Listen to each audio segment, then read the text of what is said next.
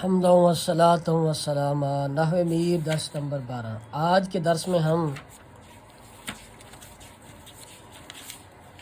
پیچھے ہم حروف عاملہ کا بیان پڑھ رہے تھے، وہ حروف جو اسماء میں عمل دیتے ہیں۔ اب ہم ان حروف کا بیان پڑھیں گے جو فعل مضارع میں عمل دیتے ہیں۔ دوم در حروف عاملہ در فعل مضارع و آن بر دو قسم است۔ دوسرے نمبر پر حروف عاملہ وہ جو فعل مضارع کو عمل دیتے ہیں، اور وہ دو قسم پر ہیں۔ قسم اول حروف کے فعل مضارع را بنصب کنند و آن چہار است۔ پہلی قسم وہ حروف ہیں جو فعل مضارع کو نصب کرتے ہیں، اور وہ چار قسم پر ہیں۔ پہلا حرف چار میں سے ان، چوں ارید ان تقوم، و ان بفعل بمعنی مصدر باشد، یعنی ارید قیامہ کا، و بدین سبب اورا مصدریہ گویند۔ ان جیسا کہ ارید ان تقوم کا، اور ان فعل کے ساتھ مل کر مصدر ہو جاتا ہے، یعنی ارید قیام کا، میں نے تیرا قیام چاہا، میں تیرا قیام چاہتا ہوں۔ وہ بدین سبب پورا مصدریہ گویند، اور اسی سبب سے ان کے مجموعے کو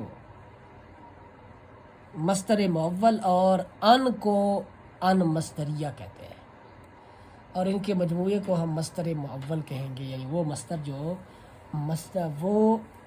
جو مصدر کی تعویل میں ہو۔ لن، چون لن یخرج زید، و لن برائے تاکید نفیس، لن جیسا کہ لن یخرج زید، زید ہرگز نہیں نکلے گا،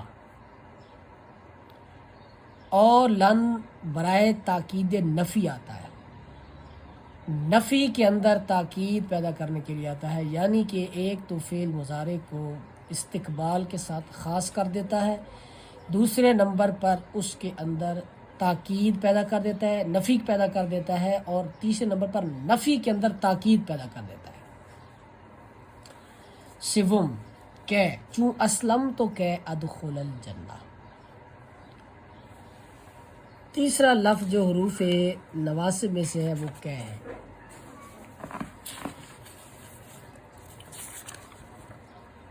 کہ جو آتا ہے کہ، اس کا بیان آپ پڑھ بھی چکے ہیں صرف کے اندر، کہ جو ہوتا ہے ما قبل جملہ ما بعد کے لیے سبب ہوتا ہے، جیسے میں اسلام لایا تاکہ جنت میں داخل ہو جاؤں۔ چہارم اذن، چوں اذن اکرمک، در جواب کسے کی گوید انا آتی کا غدا۔ اذن جیسے کہ کوئی کہے کہ میں تیرے پاس کل آؤں گا، تو اس کے جواب میں بندہ کہے کہ اذن اکرمک، تب میں تیری عزت کروں گا، تیری تکریم کروں گا۔ یہ تھے حروف نواسب۔ اب یہاں سے ایک فائدہ ذکر کر رہے ہیں، بداں کے بعد از شش حروف، بداں کے ان بعد از شش حروف مقدر باشد و فعل مضارع را بنصب کند، جان تو کہ ان 6 چیزوں کے بعد مقدر ہوتا ہے اور فعل مضارع کو نصب کرتا ہے۔ کون سی 6 چیزیں؟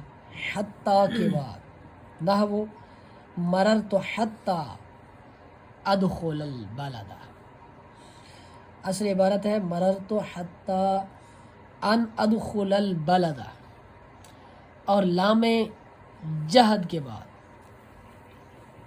جیسے ما کان اللہ لیعذبہم، ما کان اللہ لأن یعذبہم۔ اور تیسرا نمبر جہاں ان مقدر ہوتا ہے وہ واو بمعنی الہ ہے،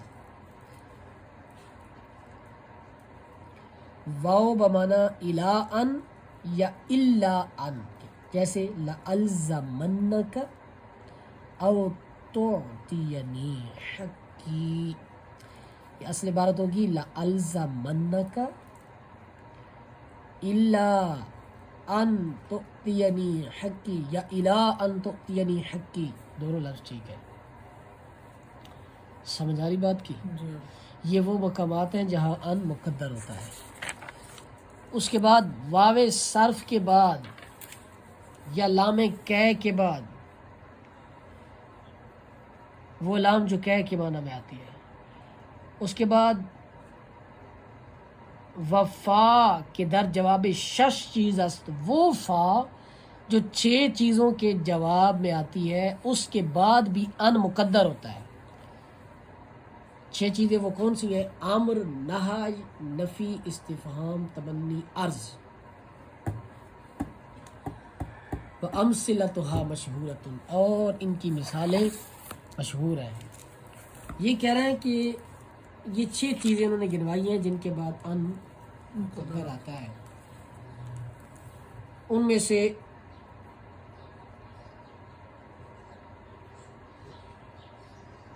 واو صرف جو انہوں نے کہا ہے، واو صرف جیسے لا تأکل السمک ولا تشرب اللبن،